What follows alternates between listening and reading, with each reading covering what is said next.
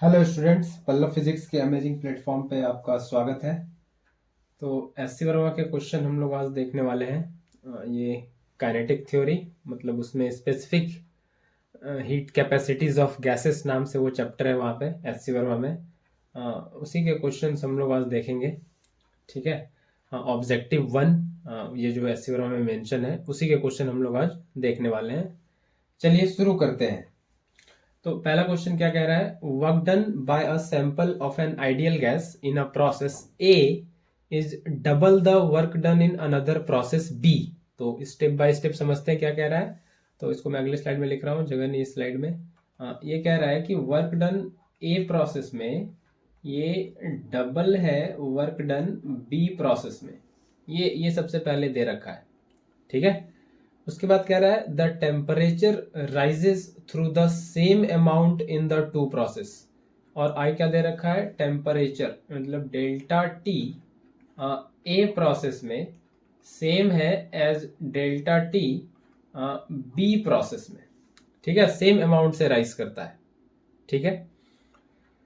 तो आगे दे रखा है C A and C B the molar heat capacities for the two process. और क्या दे रखा है?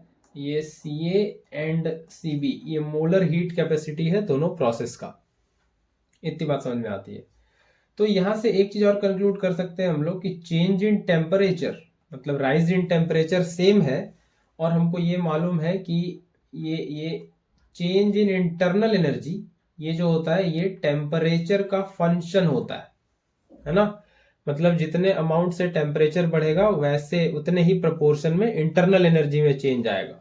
तो यहाँ से ये भी कह सकते हैं कि डेल्टा यू जो ए में होगा वही डेल्टा यू बी में होगा, क्योंकि टेम्परेचर का फंक्शन है और दोनों ए और बी प्रोसेस का टेम्परेचर सेम है ना। ये दे रखा है। हाँ, ए और बी प्रोसेस का टेम्परेचर राइज जो है वो चेंज इन टेम्परेचर वो सेम है। तो चेंज इन इंटरनल एनर्जी भी क्या हो जाएगा? सेम। तो मेरे पास चेंज इन इंटरनल एनर्जी का आइडिया अब है ना। हीट कैपेसिटी है, मोलर हीट कैपेसिटी, ये तो दे रखा है। क्या दे रखा है? Molar heat capacity. तो मोलर हीट कैपेसिटी जहां तक पढ़ रखे हम लोग, मोलर हीट कैपेसिटी होता है heat energy required for unit rise in temperature, है ना, of 1 mole of substance. Molar है तो मोल की बात करेंगे। Heat needed to raise the temperature of 1 mole पर degree rise in temperature, Q by N delta T. और यहां से कह सकते हैं Q equal to N C delta T. ठीक है, ये हो जाएगा, है ना। मास के टर्म में रहता तो एम सी डेल्टा टी। तो हमको हीट कैपेसिटी के बारे में आइडिया लेना है तो कहीं ना कहीं हमको Q के बारे में आइडिया लेना होगा। ये नंबर ऑफ मोल और चेंज इन टेम्परेचर है ना, ये नंबर ऑफ मोल और चेंज इन टेम्परेचर ये तो फिक्स है। तो C के बारे में आइडिया लेना है तो कहीं ना कहीं हमको Q के बारे में आइडिया लेना होगा। तो Q कहाँ से आएगा? Q हमको मिलता है फर्स्ट लॉ ऑफ थर्मोडायनेमिक्स में, तो उसी को यूज करते हैं। According to first law of thermodynamics, तो ये बन जाएगा Q equals to delta U plus W. तो दोनों प्रोसेस के लिए लिख लें Q A delta U A plus W A, और Q B delta U B plus W B, ये दे रखा है। ठीक है, ये दे रखा है।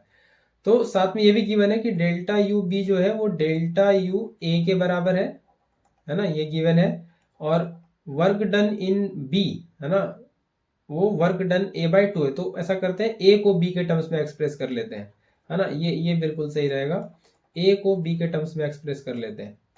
तो आगे लिख लेते हैं, यहां से ये हो गया क्यू ए, ये हो गया ये पहला, और क्यू बी का ये हो गया दूसरा। तो चलिए अब आगे स्लाइड पे काम कर लेते हैं। यहाँ से क्यू ए को ही लिख लेते हैं, डेल्टा यू ए की जगह लिख लेते हैं डेल्टा यू बी, और वर्क डन ए की जगह लिख लेते हैं twice of work done B, है ना, twice of work done B, ये हो जाएगा। ठीक है, ये यहाँ पे इसको सब्सटीट्यूट कर लिए, ये work done A twice of work done B, और delta U A delta U B के बराबर है ना। डेल्टा यू ए जो है वो डेल्टा यू बी के बराबर है। तो हमको क्या चाहिए? हमको चाहिए Q, है ना, हमको चाहिए सी। तो सी को हमको रिलेट करना होगा क्यू से, ठीक है, सी को रिलेट करना होगा क्यू से। तो यहाँ से थोड़ा आइडिया लग रहा होगा कि ये क्यू ए है और क्यू बी जो है वो है डेल्टा यू बी और वर्क डन बी, ठीक है। तो यहाँ से डेल्टा यू बी तो सेम ही है दोनों का, है ना। अगर इसको यहाँ से कंपेयर करें डेल्टा यू बी से, तो इसको ऐसे लिख लें Q A minus two W B, और ये डेल्टा यू बी, और ये वाला इधर से Q B minus W B equals to delta U B. तो डेल्टा यू बी तो दोनों का सेम ही है।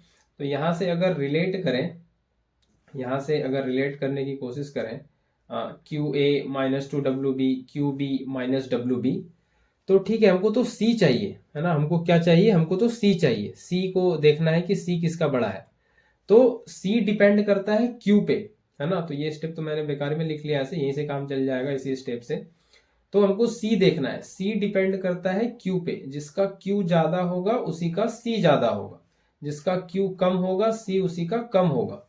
तो क्यू किसका ज्यादा है, ये अब देखने वाली बात है। क्यू किसका ज्यादा है, बहुत क्लियरली दिख रहा है, ये तो सेम है, ये तो सेम है। वर्क डन कहाँ ज्यादा दिख रहा है, या वर्क डन बी है या वर्क डन बी, और या दो मल्टीप्लाई है आगे।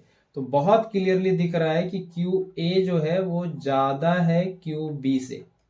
नहीं, यहाँ पे ट्वाइस ऑफ डब्ल्यू बी है, यहाँ पे one time of W B है, तो कौन ज्यादा हुआ, क्यू ए। तो क्यू ए ज्यादा है तो सी होता है Q by N delta T. तो जिसका क्यू ज्यादा है उसी का सी ज्यादा होगा। तो यहाँ पे होगा सी ए ग्रेटर देन सी बी, और यही हो जाएगा सही आंसर इसका, ठीक है। तो चलिए इसको मार्क कर लेते हैं, सी ए ग्रेटर देन सी बी, ये हो जाएगा यहाँ पे सी ए ग्रेटर देन सी बी। ये थर्ड ऑप्शन इसका बिल्कुल सही आंसर है। चलिए आगे बढ़ते हैं और अगले क्वेश्चन पे चलते हैं। अगला क्वेश्चन ये रहा, बिल्कुल अगला क्वेश्चन है question number 2। For a solid with small expansion coefficient, ठीक है, एक सॉलिड है जिसका एक्सपेंशन कोएफिशिएंट बहुत स्मॉल है। एक्सपेंशन हो रहा है मतलब, एक्सपेंशन से पहले आइडिया लगना चाहिए, एक्सपेंशन हो रहा है मतलब वॉल्यूम में चेंज आ रहा है ना। वॉल्यूम में चेंज आ रहा है, एक्सपेंशन का ये मतलब है ना। वो चेंज बहुत कम है, एक्सपेंशन कोएफिशिएंट स्मॉल कहने का मतलब है कि ये जो डेल्टा वी है दिस इज स्मॉल, है ना, this is small. Delta we काफी स्मॉल है लेकिन चेंज तो आ रहा है, ठीक है, चेंज आ रहा है। तो वॉल्यूम में अगर चेंज आ रहा है तो वर्क डन हम लोग कह सकते हैं क्या होगा, वर्क डन होगा पी डेल्टा वी। वो अलग बात है फिर से कि डेल्टा वी स्मॉल है तो वर्क डन भी क्या होगा, स्मॉल होगा, दैट इज अनदर थिंग। लेकिन वर्क डन कुछ ना कुछ होगा, वैल्यू स्मॉल होगा that is good, but work done कुछ ना कुछ वैल्यू तो होगा, ठीक है। ये पहले इतनी बात क्लियर है। तो आगे स्लाइड पे हम लोग देख लेते हैं अब कि वर्क डन मेरे पास कुछ ना कुछ है। तो हम यहां से लिख सकते हैं Q equals to delta U plus W. ये फर्स्ट लॉ ऑफ थर्मोडायनेमिक्स है, FLOT, first law of thermodynamics. और यहां से W मेरे पास कितना आ गया है, ये है P डेल्टा V, और डेल्टा यू क्या होता है, ये होता है N C V delta T, और Q क्या होता है, ये होता है N C P delta T, यही होता है। ये फॉर्मूला आपको पता होना चाहिए। Q होता है N C P delta T, delta U होता है N C V delta T. तो यहां से अगर हम लोग Cp देखें तो ये बनेगा N C V delta T divide by N delta T, और ये बनेगा P delta V divide by N delta T. तो ये यहाँ से क्या बन जाएगा, ये बन जाएगा Cv, और ये यहाँ से बन जाएगा P delta V by N delta T, और ये आ जाएगा Cp। तो ये इक्वेशन कुछ इस तरह से बनेगा, Cp equals to Cv plus P delta V by N delta T, ये इक्वेशन बनेगा। तो यहाँ पे इक्वेशन दे रखा है Cp और Cv में क्या रिलेशन आएगा। तो यहाँ से क्या दिख रहा है आपको, ये Cp इक्वल्स टू Cv आया है, और कुछ वैल्यू और भी है, दो ये वैल्यू काफी स्मॉल होगा, है ना, ये P delta V by N delta T, लेकिन Cv के वैल्यू को थोड़ा बहुत बढ़ाएगा, हल्का सा बढ़ाए लेकिन थोड़ा बहुत भी बढ़ाएगा। तो यहाँ से जो ये ऑप्शन दिख रहा है कि Cp इक्वल्स टू Cv, ये तो पहले गलत हो गया। Cp माइनस Cv क्या R आ रहा है? क्या Cp माइनस Cv R आ रहा है? नहीं आ रहा है, नहीं, बिल्कुल नहीं आ रहा है। यहाँ से Cp is slightly greater than Cv, ये बिल्कुल सही रहेगा, है ना।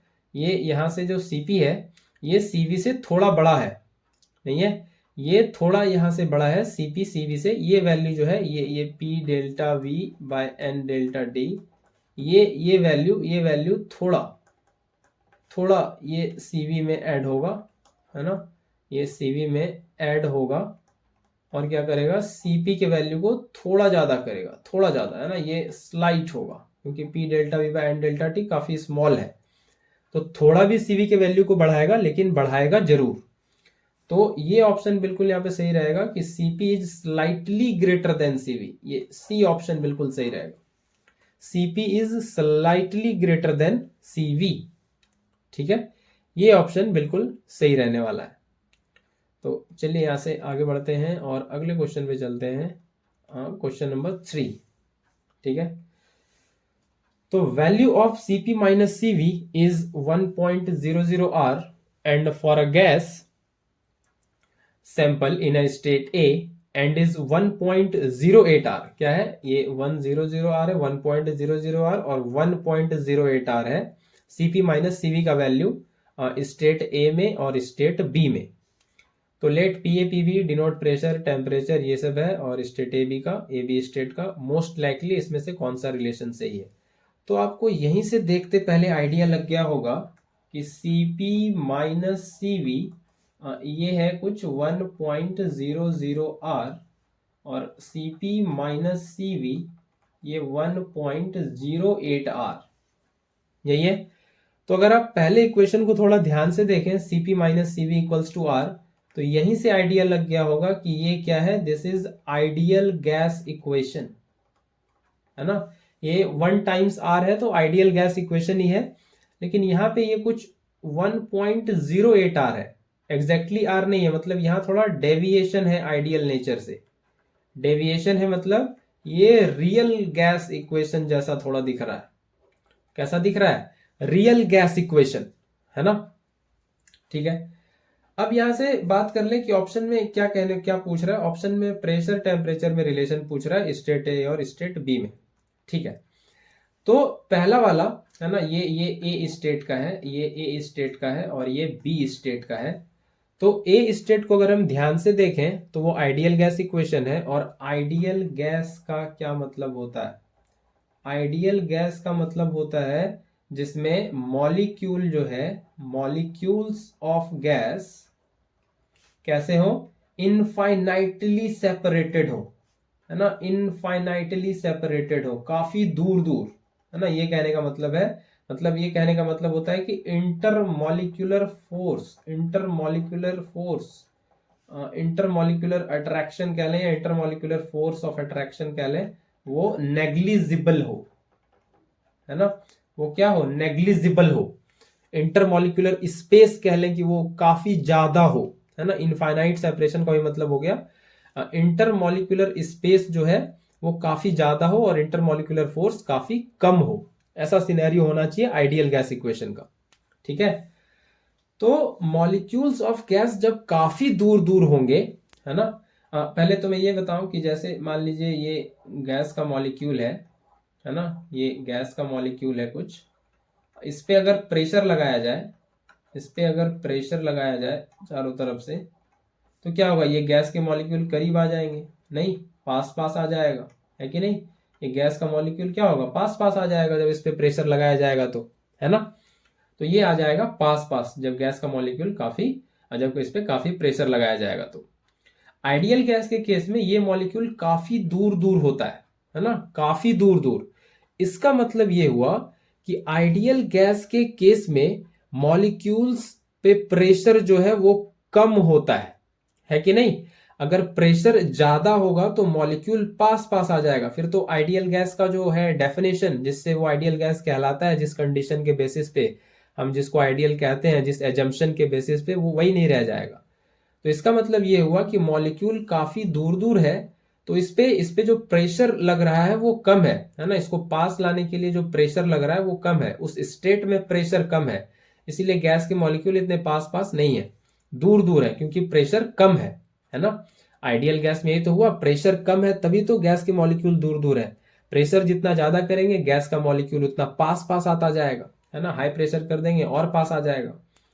तो इसका मतलब ये हुआ कि आइडियल गैस में प्रेशर जो है वो लो होता है। क्या होता है? लो प्रेशर, रियल गैस के मुकाबले। रियल गैस के मुकाबले लो प्रेशर होता है, क्योंकि हाई प्रेशर करेंगे तो मॉलिक्यूल और पास आएगा, है ना। तो दूर रहता है काफी मॉलिक्यूल, इसका मतलब प्रेशर कम है रियल गैस के मुकाबले। इसका मतलब ये हुआ ए स्टेट में जो प्रेशर है वो कम है बी स्टेट से। ये तो मतलब हुआ प्रेशर कम होगा तभी तो मॉलिक्यूल दूर दूर रहेगा। ये लॉजिक, इसको ऐसे सोचना है। तो एक कंडीशन जो हमको यहां से मिला वो पीए लेस देन पीबी। क्या मिला?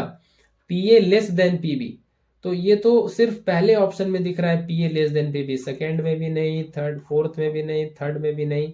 पीए लेस देन पीबी तो फर्स्ट ऑप्शन में दिख रहा है, यहीं से हमको आंसर मिल गया है। मैं इसको भी एक्सप्लेन कर देता हूं, वैसे टीए ग्रेटर देन टीबी, इसको भी कर देते हैं एक्सप्लेन। तो आइडियल गैस के लिए ये टेम्परेचर है टीए, और ये ज्यादा होगा टीबी से, बिल्कुल ज्यादा होगा, क्योंकि टेम्परेचर ज्यादा होगा तभी मॉलिक्यूल्स का मोशन तेज होगा, है ना। मॉलिक्यूल्स का जो रैंडम मोशन है वो बढ़ेगा, है ना। मॉलिक्यूल्स मॉलिक्यूल्स दूर दूर ज्यादा भागेंगे, है ना। मॉलिक्यूल्स दूर दूर ज्यादा भागेंगे, नहीं, मॉलिक्यूल्स दूर दूर ज्यादा भागेंगे, और मॉलिक्यूल्स दूर दूर जाएगा तो इनफाइनाइट सेपरेशन की तरफ धीरे धीरे बढ़ेगा, नहीं, प्रेशर अपने आप कम होगा, मॉलिक्यूल्स दूर जाएगा, रैंडम मोशन तेज होगा जैसे जैसे टेम्परेचर बढ़ेगा। तो इसका मतलब ये हुआ कि ए स्टेट में जो टेम्परेचर है वो ज्यादा होगा, है ना। और यही तो आइडियल गैस होने के लिए दो कंडीशन पड़ते हैं, लो प्रेशर हाई टेम्परेचर, है ना। ये बात आपको ध्यान रखनी है।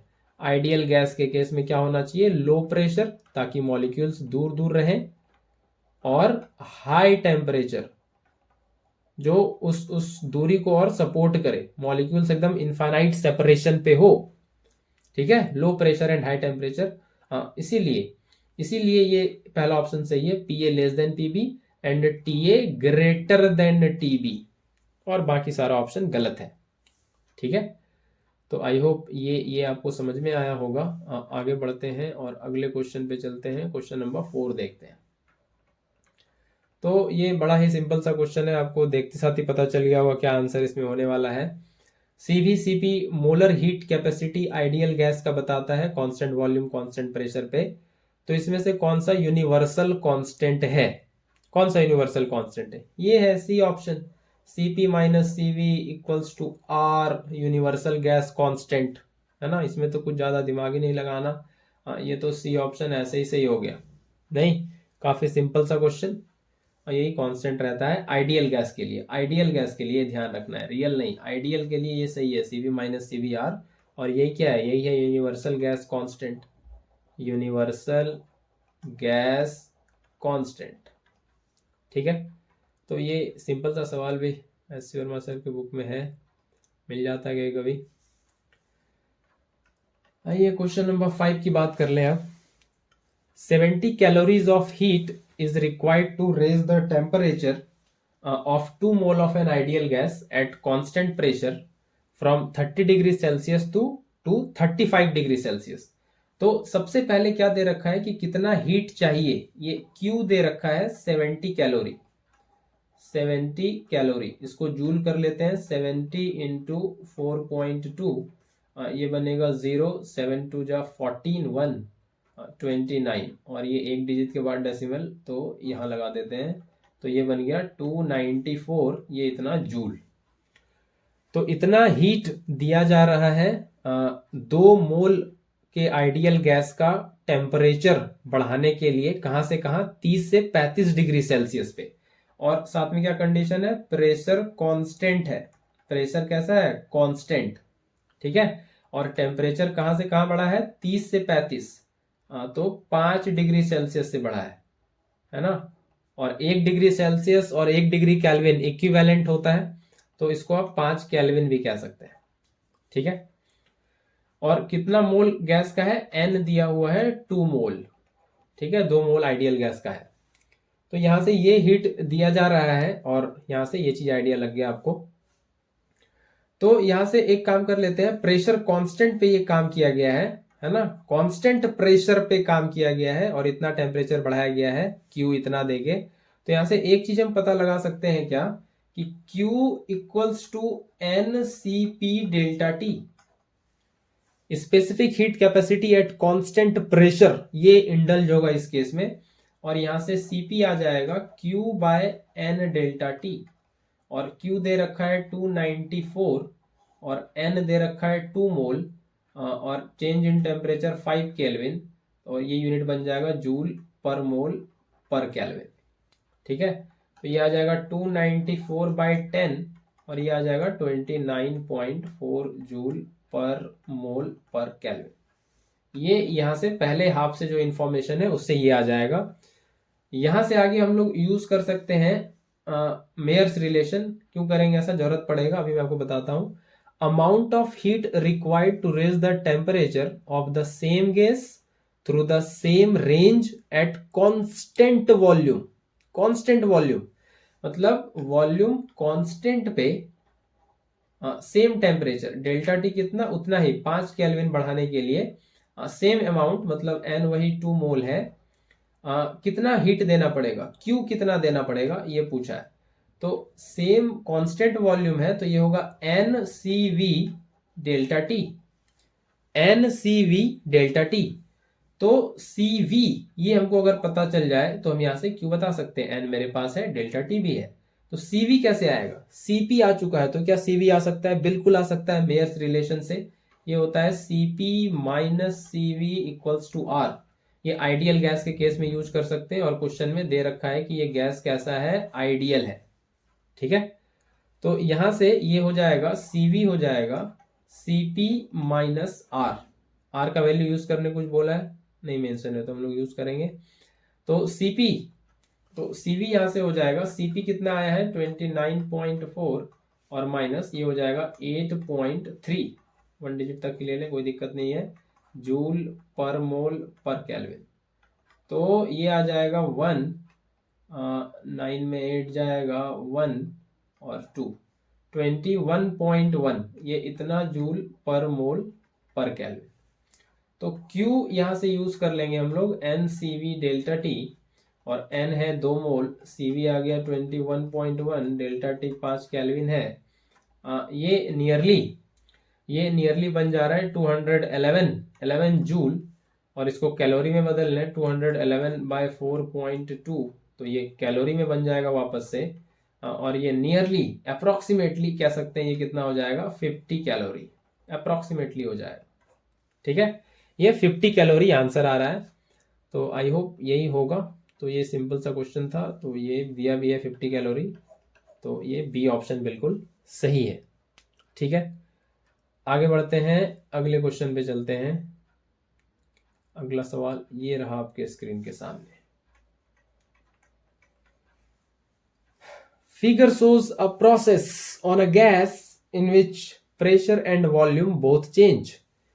तो एक फिगर आपको दिख रहा होगा यहाँ पे, जहाँ पे प्रेशर भी बदल रहा है, वॉल्यूम भी बदल रहा है, नहीं वॉल्यूम बढ़ रहा है, प्रेशर भी बढ़ रहा है ना। ये यहाँ पे वॉल्यूम कुछ है, प्रेशर कुछ है, यहाँ पे वॉल्यूम कुछ है, प्रेशर कुछ है, यहाँ पे वॉल्यूम कुछ है, प्रेशर कुछ है ना। तो वॉल्यूम भी बढ़ रहा है, प्रेशर भी बढ़ रहा है, दोनों बढ़ रहा है। तो क्वेश्चन है the molar heat capacity for the process C is. तो इस प्रोसेस के लिए अगर मैं इसको नाम दे दूं, यहाँ पे कुछ ए और यहाँ पे कुछ बी, तो इस प्रोसेस के लिए मोलर हीट कैपेसिटी कह रहा है कि सी है ना, क्या है सी। तो उसका रिलेशन सीवी से क्या है ये पूछा है, या सी जीरो है ये पूछा है। सी का वैल्यू जीरो आएगा या सी का वैल्यू सीवी के बराबर आएगा, सी का वैल्यू सीवी से बड़ा आएगा, सी का वैल्यू सीवी से छोटा आएगा, ये है क्वेश्चन। तो चलिए देख लेते हैं, इसको सॉल्व कर लेते हैं। तो अगर इसको थोड़ा ऐसे डिफाइन कर लें, थोड़ा इसको समझ लें सही तरीके से, तो ए से बी को कंपेयर करना है सीवी से। किससे कंपेयर करना है, सीवी से। दिख रहा है हर एक ऑप्शन में सीवी है, मतलब हमको कांस्टेंट वॉल्यूम पे बात करनी होगी। तो कांस्टेंट ए से अंदाजा लगाना है ना, ये क्वेश्चन अचानक सामने आ जाए तो पता नहीं चलेगा करना क्या है, कैसे आगे बढ़ना है। तो यहाँ पे आपको पहले फोकस करना है, ऑप्शन में सीवी दिया हुआ है, ये सीवी दिया हुआ है, ये सीवी दिया हुआ है। तो सीवी अगर दिया हुआ है, कांस्टेंट वॉल्यूम की बात कर रही है ये क्वेश्चन के बारे में यहाँ पे, तो हमको यहाँ पे इसको ये वाला सिनेरियो डील करना होगा, ये कांस्टेंट वॉल्यूम वाला, ये बात करना होगा कांस्टेंट वॉल्यूम पे, है ना। ये यहाँ पे ये बात करेंगे कांस्टेंट वॉल्यूम पे, ठीक है। ये तो इसको इसको कह देते हैं सी कुछ, है ना। ये हमको यहाँ पे कांस्टेंट वॉल्यूम पे ये सीबी जो है ना, ये सीबी जो है ये कांस्टेंट वॉल्यूम को दिखा रहा है ना। वहां पे जो वैल्यू है वो फिक्स है कि नहीं। यहाँ पे जो ये वाला जो वैल्यू है, मैं रेड से दिखा रहा हूँ, ये वाला जो वैल्यू है ये क्या है, ये फिक्स है, यही कांस्टेंट वॉल्यूम की बात कर रहा है ना। यही यही यहाँ पे ये कांस्टेंट वॉल्यूम की बात कर रहा है, ठीक है। तो सीवी दिया हुआ है तो इसको भी थोड़ा देखना पड़ेगा। तो अब यहाँ पे ये बताइए कि ये ए और बी, ये दो स्टेट है ना, इनिशियल और फाइनल कह सकते हैं। ए से बी, हम ए से बी वाले रास्ते से जाएं या ए से सी जाएं और सी से बी जाएं, चेंज इन इंटरनल एनर्जी में कोई फर्क पड़ेगा क्या? कोई फर्क नहीं पड़ेगा। जो ए से बी होगा वही ए से सी और सी से बी होगा, एक ही बात होगा नहीं। तो ये कहने का मतलब है कि यू या delta U A to B, ये वही होगा जो डेल्टा यू होगा A to C, C to B, क्योंकि इंटरनल एनर्जी स्टेट फंक्शन है, पाथ इंडिपेंडेंट है। तो ए और बी, ए से बी, है ना, चेंज इन इंटरनल एनर्जी जो ए से बी में होगा वही ए टू सी टू बी में होगा, क्योंकि इनिशियल ए और फाइनल बी है, उसी से मतलब है। कौन सा रास्ता लिया गया, इंटरनल एनर्जी को उससे कोई मतलब नहीं है। ये मुद्दे की बात है यहाँ पे। और एक चीज, ये वर्क डन सी से बी प्रोसेस में, ये वर्क डन क्या होगा, जीरो, क्योंकि वॉल्यूम का चेंज हो ही नहीं रहा सी से बी प्रोसेस में, है ना। वर्क डन होता है पी डेल्टा वी, तो वॉल्यूम का चेंज नहीं हो रहा है तो वर्क डन कैसे बदलेगा? वर्क डन जीरो हो जाएगा, चेंज इन वॉल्यूम जीरो है ना, तो वर्क डन क्या हो जाएगा, जीरो। ये पहले इतनी बात ये भी क्लियर होनी चाहिए, ठीक है। तो यहां तक ये बेसिक बात कुछ यहाँ पे पहले क्लियर हो जानी चाहिए। चलिए ये भी पहले बात समझ में आई। अब जरा वर्क डन इसको कंपेयर कर लें, वर्क डन ए से बी, ये क्या ज्यादा होगा, वर्क डन ए सी बी इस वाले रास्ते से? बिल्कुल ज्यादा होगा। सी से बी तो वर्क डन जीरो ही है, ए सी बी में ये जो ए सी बी लिखा हुआ है इसमें क्या क्या कंट्रीब्यूट कर रहा है, ए से सी और प्लस सी से बी, तो सी से बी तो वर्क डन जीरो ही हो गया, है ना। सी से बी तो वर्क डन जीरो ही हो गया, बचा ए से सी। तो ए से सी के अंदर, मैं इसको अलग कलर से दिखाऊं, ए से सी के अंदर ये है वर्क डन, ये है वर्क डन ए से सी के अंदर। और ए से बी के अंदर, ये इसको मैं अलग कलर से दिखाऊं, इस कलर से दिखाते हैं। ए से बी के अंदर ये वाला इतना ज्यादा है, ये आपको दिख रहा होगा। तो कौन सा ज्यादा हुआ? डेफिनेटली ए से बी के अंदर का एरिया ज्यादा है। वर्क डन क्या होता है, area under curve, area under PV curve, है ना। वर्क डन का एक और डेफिनेशन है, ये एरिया अंडर पीवी कर्व। तो वर्क डन डेफिनेटली ए से बी में ज्यादा है, ए सी बी के मुकाबले, ठीक है। वर्क डन किस में ज्यादा है, ए से बी में ज्यादा है, ए सी बी के मुकाबले। तो यहां से ये भी आपको ध्यान रखना है, ये सब चीज आगे अभी यूज करूंगा मैं अभी इसको समझाने में। तो ये पहले बेसिक आइडिया जो आपको होना चाहिए।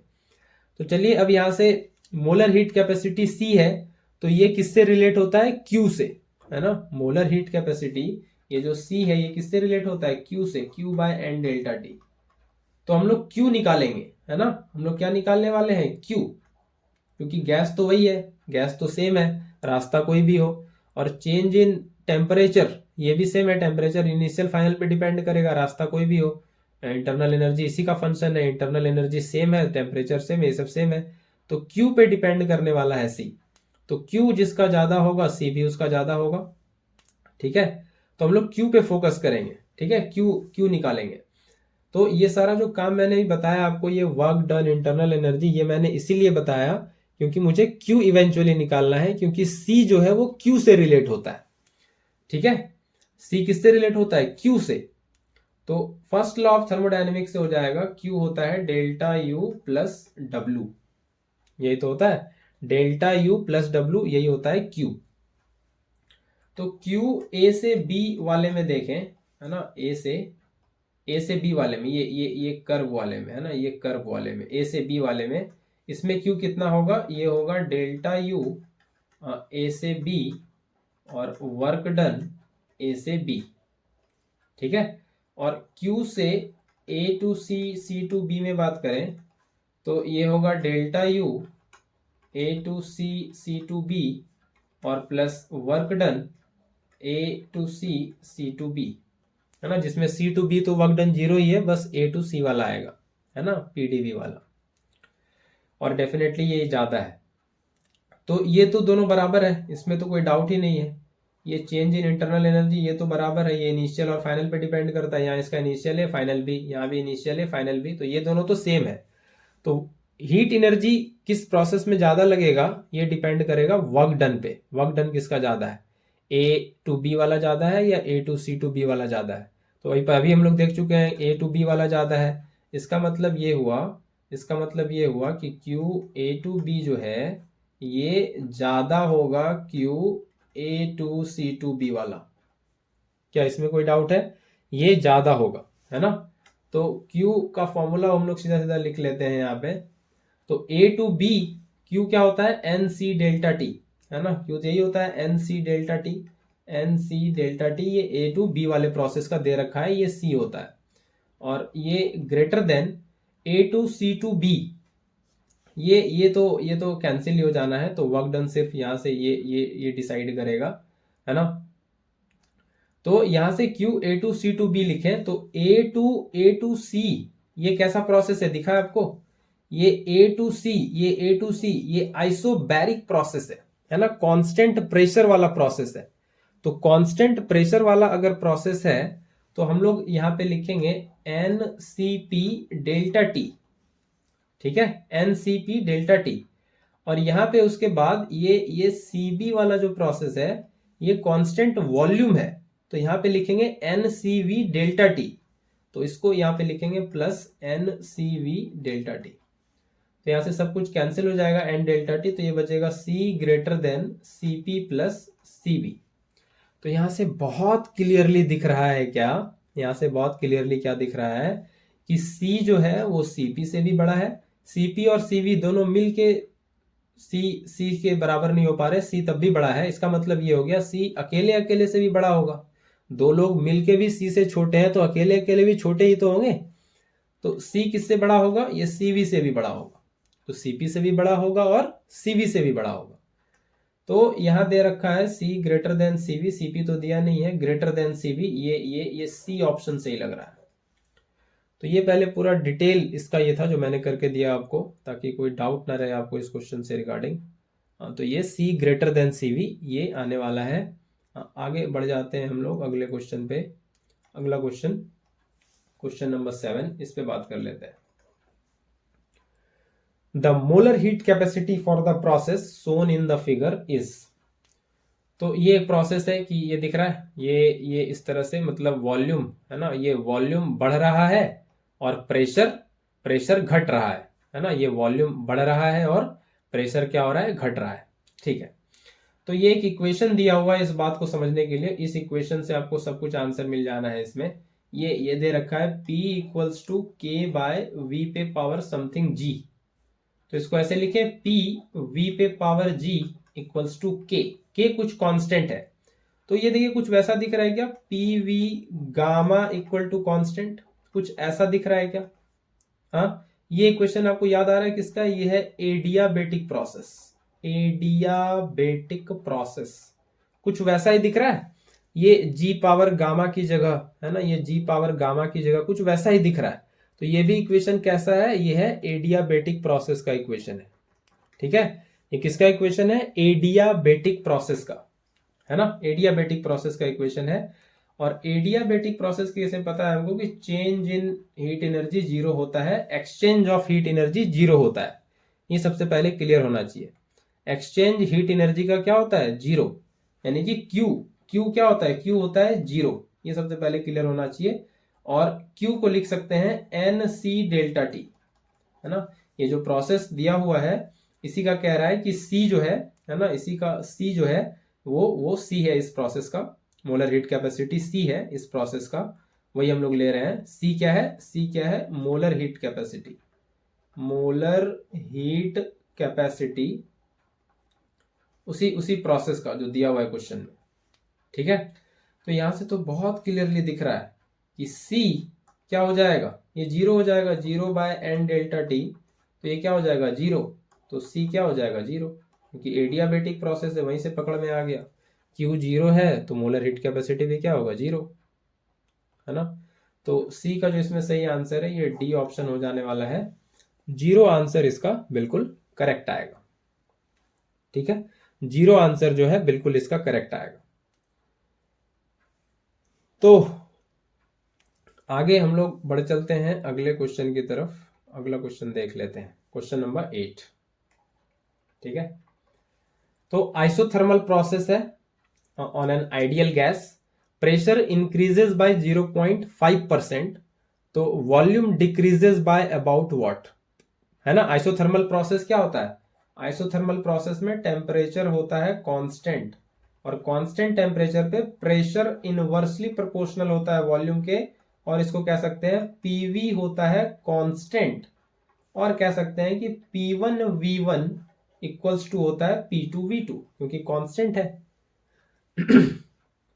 तो ये दे रखा है कि प्रेशर बाद वाला, मतलब ये P2 जो है ये बढ़ जाता है 0.5% से, मतलब इनिशियल प्रेशर से 0.5% बढ़ जाता है, 0.5% ऑफ P1, ये इस तरह से, मतलब P1 plus 0.5 bye 100 into P1, ठीक है। इसको आगे की स्लाइड में सॉल्व कर लें, ये P2 ये P1 कॉमन कर लें, 1 प्लस 0.5 बाय 100, और ये डेसिमल हटाएं तो ये 1000 हो जाएगा, ये हो जाएगा P1 इंटू 1000 बाय 5, 1005 बाय 1000, ये इतना P2 आ जाने वाला है, ठीक है। तो प्रेशर जब इतना हो जाएगा तो वॉल्यूम कितना हो जाएगा ये पूछा है ना, वॉल्यूम कितने से घट जाएगा। तो यहीं पे पहले कर लेते हैं, वॉल्यूम निकाल लेते हैं। तो ये P1 V1 P2 हो जाएगा P1 इंटू 1005 बाय 1000, और ये हो जाएगा V2, तो ये P1 कैंसिल हो जाएगा और V2 यहां से आ जाएगा 1000 बाय 1005 इंटू V1, ये वॉल्यूम आ जाएगा, ठीक है, ये वॉल्यूम आ जाएगा। तो बोल रहा है वॉल्यूम कितने से घट जाएगा, परसेंटेज डिक्रीज इन वॉल्यूम पूछा है। तो परसेंटेज डिक्रीज निकालना है, परसेंटेज डिक्रीज निकालना है वॉल्यूम में, क्योंकि ऑप्शन वही है। तो क्या करेंगे, वही करना होगा, वॉल्यूम मॉडुलस लेते हैं ना, वॉल्यूम ठीक है, फाइनल माइनस इनिशियल चेंज होता है, लेकिन हम लोग अभी बस मॉडुलस पे ध्यान देंगे, चेंज पे ध्यान देंगे, या लिख ही लेते हैं, माइनस आएगा उससे मतलब समझना है डिक्रीज। तो ये हो जाएगा V2 माइनस V1, ये हो गया चेंज, है ना, ये क्या हो गया, चेंज इन वॉल्यूम, और इंटू 100%, है ना, ये क्या हो जाएगा, वॉल्यूम कितने से घट जाएगा, वॉल्यूम डिक्रीजेस बाय अबाउट कितने से, है ना। और इसको कंपेयर कर दें ओरिजिनल वाले से, तो ये बात बन जाएगी कितने से घटा है, ओरिजिनल वाले से कंपेयर भी हो जाएगा। तो V2 कितना है, ये है 1000 bye 1005 V1 minus V1 bye V1 into 100%, है ना, ये होगा परसेंटेज डिक्रीज। तो पहले डिक्रीज उसको ओरिजिनल से कंपेयर कर दिए, तो ये हो गया परसेंटेज डिक्रीज, 100% से मल्टीप्लाई कर दिए। तो यहीं पे इसको कर लेते हैं, ये कितना आ जाएगा, ये आ जाएगा 1000 V1 minus 1005 V1 divided by 1005 into V1 into 100%। तो ये V1 कैंसिल हो जाएगा, ये आएगा -5 बाय 1005 इंटू 100%, और ये अप्रॉक्सीमेटली आ जाएगा -0.5% के आसपास, है ना। ये 1005 को रफली अगर 1000 माने, है ना, तो ये जीरो जीरो कट जाएगा यहाँ से और 5/10 बचेगा, ये लगभग -0.5% आ जाएगा, इतना आप समझ सकते हैं, है ना। एग्जाम में ये तरीका होता है कि ये 1005 को ना 5 ही ज़्यादा है, लगभग बहुत ज़्यादा नहीं है, तो उसको 1000 राउंड फिगर में कर दीजिए और 2 जीरो यहाँ से कटा दीजिए, 5/10 ये आ जाएगा 0.5। ठीक है, तो यहाँ से 0.5% आ जाएगा। ये माइनस साइन, ये नेगेटिव साइन क्या दिखा रहा है, ये दिखा रहा है डिक्रीज। ठीक है, इससे परेशान नहीं होना है, 0.5% ये आ जाएगा आंसर। तो ये जो बी ऑप्शन है वो इसमें सही हो जाने वाला है। तो आई होप इतना आपको समझ आया होगा। आज के लिए इतना ही, मिलते हैं फिर कुछ नए वीडियोस नए लेक्चर्स के साथ। Till then take care, bye bye.